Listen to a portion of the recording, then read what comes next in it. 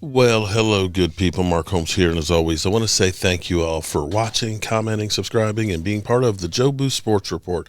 Without you guys, as well as you ladies, you know that this literally does not work. Hope everybody's having a great day. I'm back here at the Man Cave. We got to get ready for week one. I'm looking at this Thursday, September 4th, 8:20. Over is 47 points. The Eagles are still favored by 7, and that hasn't changed, of course, with Micah Parsons. We are literally about 24 hours from the moment that the world stopped turning for most of us Cowboy fans. A lot of Cowboy fans are literally pissed off. A lot of them are saying, I'm done. Well, I think people are in their emotions early on. We'll see how long that lasts. If the Cowboys were to get a win against the Eagles, I bet you a lot of them would jump back on. Here's what I'm going to say is, okay, I don't agree with the move, but at least show me that there's a plan here. If this is going to be the same Dallas Cowboys, hey, we got $41 million and we're going to hold on to it and we're not going to do anything, then this is just the same old, same old. You got worse. We had opportunities when Dak Prescott was on his rookie deal where we weren't paying a lot of money for our quarterback, and we didn't do anything to try and make the team better. I think the Cowboys are at a point where now that you have these extra draft picks, now that you have some money, that you need to be doing more than what you have been in the past. This stinks to holy heaven. It truly does. Now, Brian Schottenheimer, he's just had his press conference. I got some of the highlights while I was on the road coming back here. I want to see it and watch it all myself. He says our goals have not changed and that they were all in agreement to trading Micah Parsons.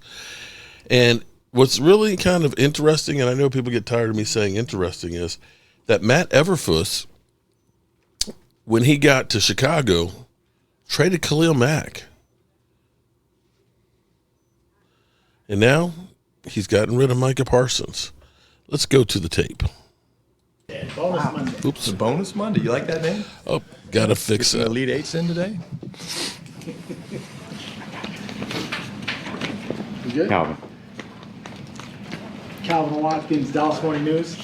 Jerry had said yesterday that he talked to his inner circle, and I assume you were part of that, and it was unanimous in trading Micah. Why did you think it was the right thing to do? Well, I think, we just went through the whole process, and at the end of the day, it was unanimous. This is not something we came about. It wasn't something where it was like an overnight Forgive me thing. for a second here, We had guys. talked about it, and at the end of the day, I think when you look at a football team, when you can potentially add up to 4 or 5 players and things like that, it gives you the ability to do some things. We were certainly excited about the addition of Kenny Clark. I've played against Kenny. He's very, very disruptive inside.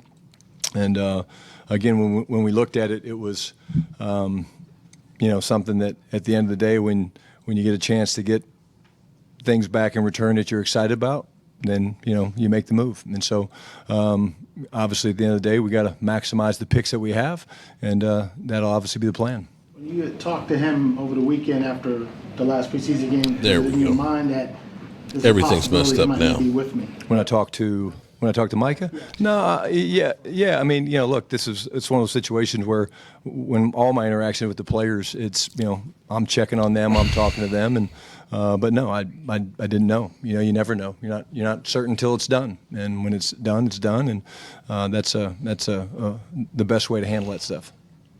God. Brian Todd, Archer with ESPN. Was there ever a time that you thought it just wasn't going to work out with Micah? I think I've been pretty upfront and honest that I was confident he would be back. I think at the end of the day, we're happy for Micah, his family. You look at the deal that he got, that's awesome. I wish him nothing but the best. I mean, he's done an incredible job here for the Cowboys for the last 4 years, and but again, you never know. I mean, you never know how these things are going to play out. And at the end of the day, I'm excited about all the additions that we've added, not just Kenny, but again, we've got some pretty good DBs that we've added. This is something you guys know all the time. It's a 365-day a year, but to get Triquez, Bridges, and Reddy Stewart, guys that we were excited about, to get Trevor Keegan. at the end of the day, we're about trying to upgrade the roster any chance we get. And then, did you address the trade with the players today? Yeah, I did. And again, what I told the players, it wasn't just about Micah. I said, this has been a tough weekend for a lot of guys. There's players that we had to cut, that I had to sit down and, tell them, hey, we're going to waive you, and here's why, and this is what, we're excited about with you, and here's areas that you can get better at. And then we were fortunate to get almost all those guys back. But I just said that at the end of the day, this business it's about that. It's about having hard conversations, and I felt very comfortable with the message to the team today. And then you mentioned the picks and then what it could be in the future. What does this do for the Cowboys right now? Well, again, I think, nothing's changed. My goals haven't changed. Our team goals haven't changed. I hit the players on that today after I talked about, just the tough couple days, for all the guys. And it doesn't change. The standard is the standard. I said that. We, with all the new pieces and people we had in there, I needed to hit the goal, which is to win a World's Championship. I needed to hit that. We also want to build one of the greatest professional sports cultures in the world, and that's part of the deal. When you add new pieces, you have to make sure they understand your vision. They have to understand your culture. They have to understand the way we view this game, and I think that's something we take a lot of pride in. John Machota with The Athletic. Where were you at, and just what was your initial reaction when you see that this actually is happening? I got a call from Jerry Stephen, and once I got the call from them, what I wanted to do was reach out to our players, and so I reached out to, I'd say, I don't know how many it was, a bunch of the leaders, and just I wanted them to hear my voice. You never know how guys are going to take the news like that, but I thought it was important for them to know two things. Me, I'm a connection guy. I'm not afraid to have hard conversations, and so I talked to, I would say, 12 to 14 guys, and we had some real candid conversations that I thought was very good. And again, at the end of the day, it's one of those things that some people might shy away from wanting to do that, but I just felt very strongly that these guys needed to hear my voice. When we were out at training camp, it was pretty obvious that the edge rusher group might be your guys' deepest position. How much did that factor into this? That was a big part of it. I think, you're always looking at different areas, and, when you look at the guys that we have that can create, pass rush, Dante and Sam, certainly drafting a guy like Donovan. James Houston's a guy that's come out of nowhere, that, we found on the streets, and Marshawn Nealon, there's guys that we have that play inside, that can play outside. So it was part of the decision, but this was not something that we just stumbled upon and said, yeah, let's do this. It was well thought out. It was a lot of conversations about it, and then again at the end of the day, you got to make sure that it works. Yeah. Nick Harris, Forward Star Telegram. How much of the timing of this was not wanting the cloud of the distraction to push into week one of the season? Because you guys dealt with it all training camp, so questions on it. How much of the timing associated with it was getting it done for the season? Nick, I think when you talk about trades and stuff, it takes multiple people to get these things done. And again, we didn't have a timeline. It's just when you make a deal, you make a deal. And we were able to make a deal, and the positive thing about it is we're into a regular 7-day cycle with Philadelphia, and it's one of those things that now we get to focus on Philly. What has the overall team reaction been, and namely Trayvon Diggs, since he was super close to Micah? Yeah, again, you'd have to ask the guys. Like I said, the real conversations I had with the guys last night, Trayvon was one of the guys I called.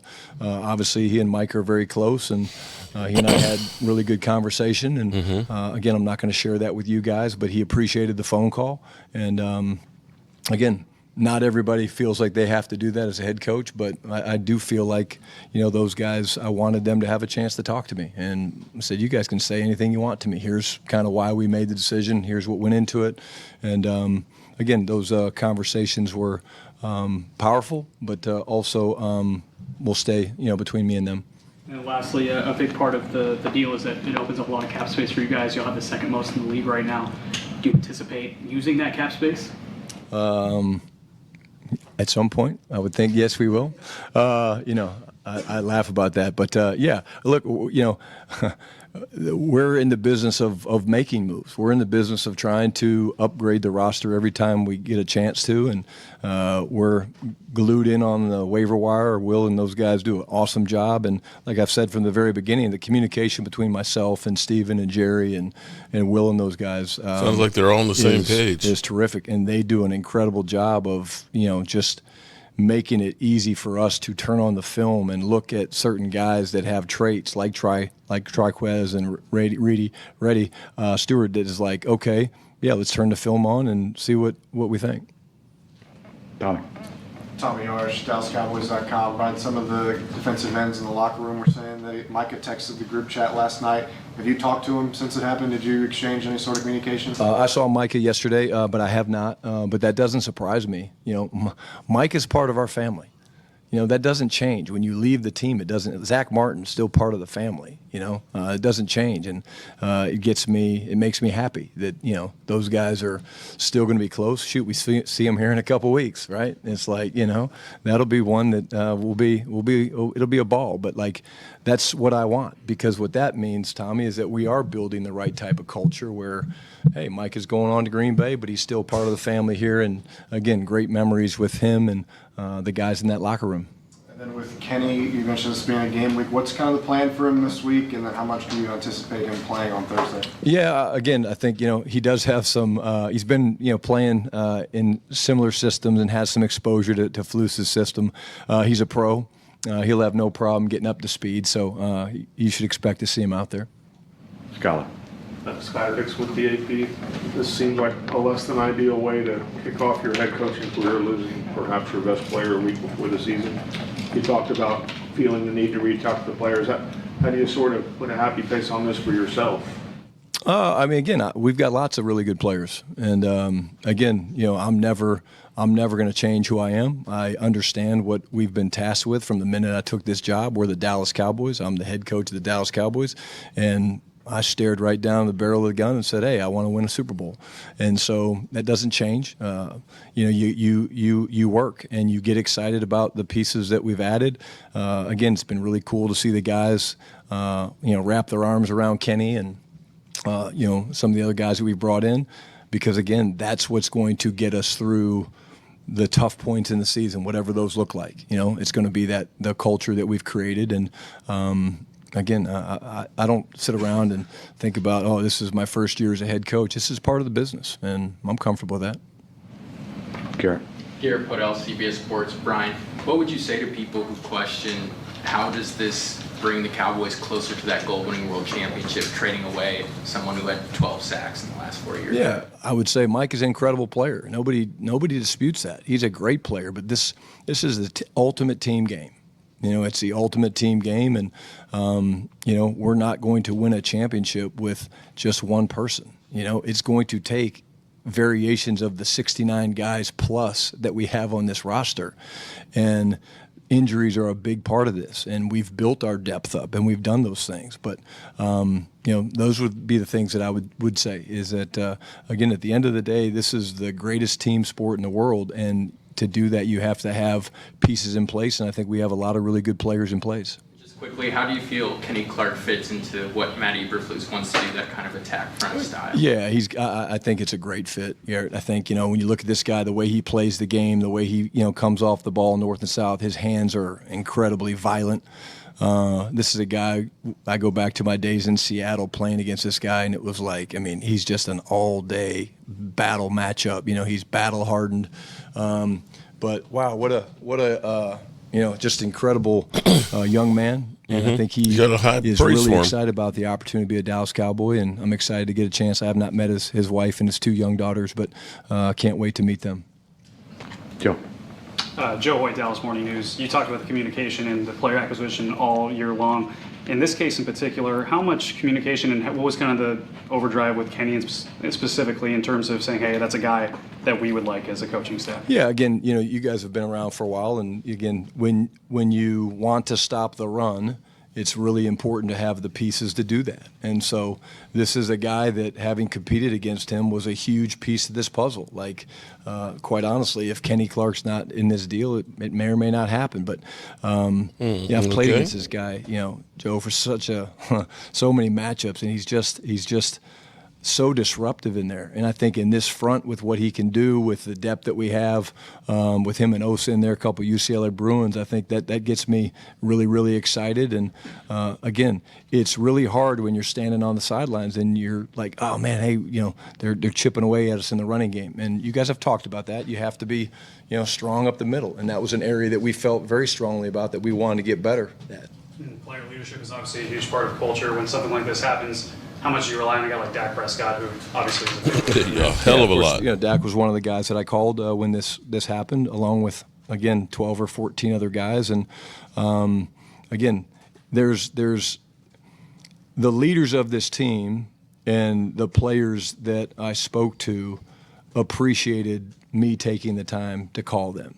And I appreciated being able to have these real conversations with them. And I think that's part of how you move forward, is you have conversations. And again, a lot of coaches probably don't feel that way, but I thought it was very important that once this happened, that they heard it from me. A lot of them had heard it broke, pretty quick, which it does nowadays. But you still get on the phone and you say, "Yo, what's up? It's Shotty. Got a few minutes?" It's Shotty, and you visit. Todd.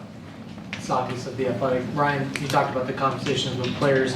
What have your conversations been like with Matt Eberflus, where, would he like to have a talented player like Micah? I'm sure he would, but, just going and having a player like Kenny then and plugging him in, and just how he goes about scheming. Yeah, I mean, Flus's ability to be multiple and do different things. He's excited about Kenny and what Kenny can bring to this defense. And, when Flus's defenses have been at their best, they've been just dominant against the run. And, there's certainly ways that you can, use your multiple pieces to change fronts and things like that. I'll go back to the 7-iron comment. We haven't even begun to touch on the different matchups and personnel uses that we can use on a given day. But Flus is excited. He's looking forward to Kenny. He's same thing. He's a guy he's admired. And when you got a piece like that can be as dominant inside, it helps make everybody around him better. In that room now, what kind of role does Dante Fowler take in a room that's pretty young with a lot of potential, but doesn't have that veteran, production? Well, so I appreciate you asking about Dante. Dante was one of the players I called, and Dante's grown up so much, and he is a leader. And I think when I was first around Dante a couple years ago, he didn't say much. But, he speaks up in the meetings when we make it interactive and I ask questions about opinions of different things, about messaging and stuff like that. Dante, it's so cool for me because I see him growing into one of those guys that he wants to share. He wants to give back to some of the younger guys. So, absolutely, that's a guy that has already been stepping up and will step up, continuing in this role. Babe. Babe Loeffler, 105.9 The Fan. Sounds like they're doing a real good sales job on Clark. To what Mike McCarthy was in last year, and last year of his contract, would your thought process have been different? I think we're all on one-year contracts in this business, babe. I mean, I really do. I mean, you do? Hey.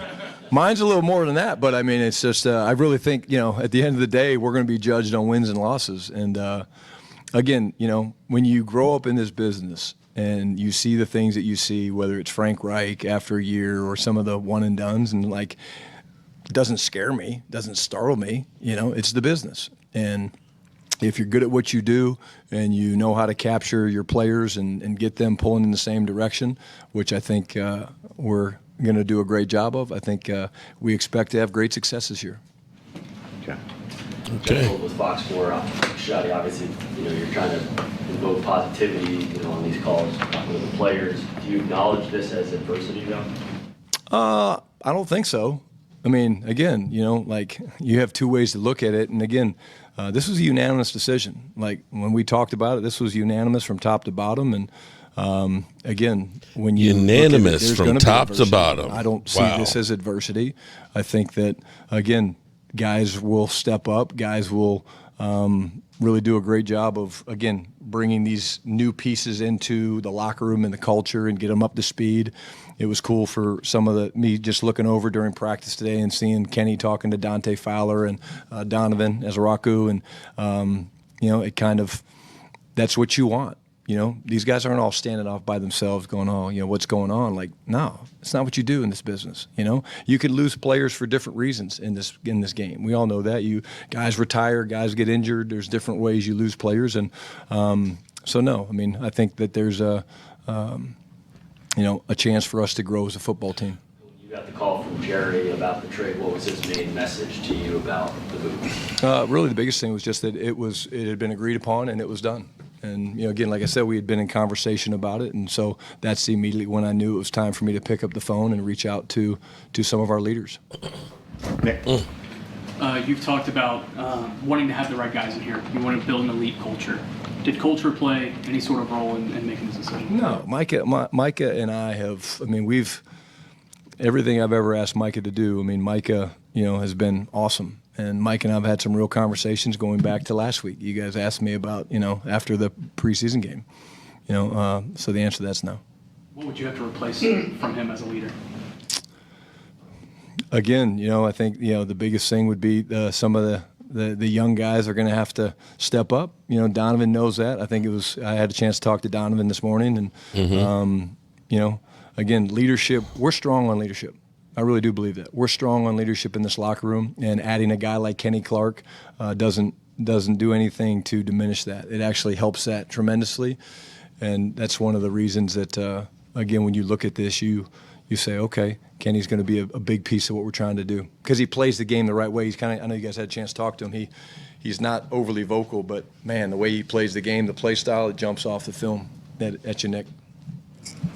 Kyler. Adding Kenny changes the depth chart a little bit as it relates to Mozzie. We've asked you a little bit about him this preseason. Do you feel the need to sort of communicate with Mozzie and kind of keep him engaged and make sure he's sort of still there? Were you in my office on Wednesday? Whatever day it was. No, I brought Mozzie up and spoke to Mozzie. And why? Talked about Mozzie with his consistency. And he knows that. And, again, he understands. I believe in Mozzie. I do. I believe in Mozzie. I believe that we will get the most out of Mozzie Smith. But I also made it very clear to him that, hey, it's got nothing to do with you being a first-round draft pick. It's that, hey, we know how capable you are of playing to a certain level, and how can we help you do that? So it was a very, very good conversation. But it's funny you asked that because that was a real conversation. Nick. Coach Nicky Mendel's Cowboys.com. Micah was a guy that he rushed from left side, right side, sometimes in the middle.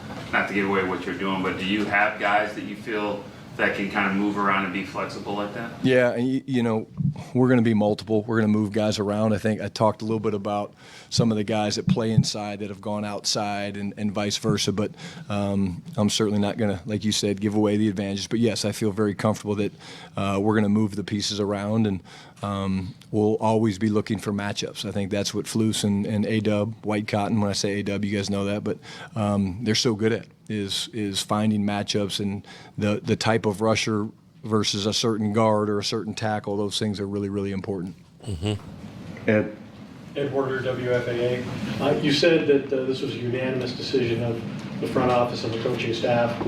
That doesn't necessarily mean there isn't conversation and concerns expressed along the way. Were there people who needed convincing that this was the right thing, or was it obvious to all involved that it was the benefit outweighed the risk? No, I think the conversations were always great, back and forth. Again, I'm not going to get into the different things that we talked about, but there'd be some times that you'd say something or someone would say something, and it was great, feedback. Well, okay, what about this and what about that? And sometimes when we'd have those conversations, it would generate other thoughts. But again, at the end of the day, it was a unanimous decision. And again, I wish Micah nothing but the best. And I really do look forward to seeing him before the game against Green Bay, but maybe not on the field. Brad. Brad Sham, Cowboys Radio 105.3 The Fan. In other news, you mentioned the two defensive backs you claimed a couple times. What do you like about them? do you envision a competition in practice for the slot position? Now you've got the two guys you used back on the practice squad. And what did you like about the guard from the Eagles? So, yeah, well, I'll talk about Bridges first. You know, the length jumps off the film at you. You know, he looks the part. I saw him and Vaughn standing next to each other today, and, like, that's what they're supposed to look like. But he's just very, very comfortable in coverage. Like when you're watching him play the man-to-man coverage, he was so comfortable playing in all different types of press man-to-man. He's got great length. He's very aggressive in run support. You know, we talk about all the time, no house guests. For Stewart, he has the advantage because he knows the system, having played for Flus. We actually watched some of his clips from Minnesota, but also from him with Flus, and they only got him active, I think, one time last year.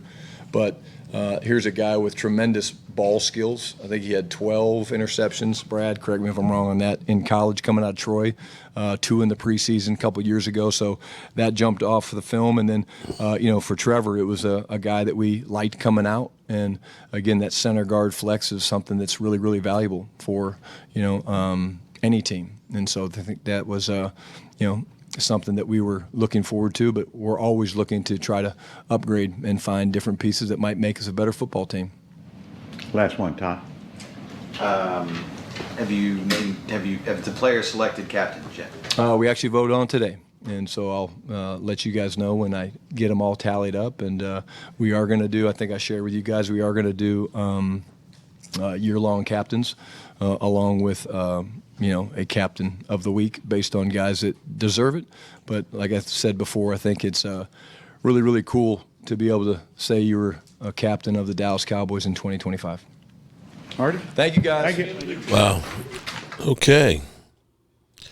There you have it. Give the man. There you have it. Sounds like he's okay with the move. He doesn't show any. He's either a great poker player or he was on board with this. So we'll keep our eyes and open to this, and we'll see how it goes. All right, people, don't forget, 9 o'clock Eastern, we'll have our live stream. Peace out.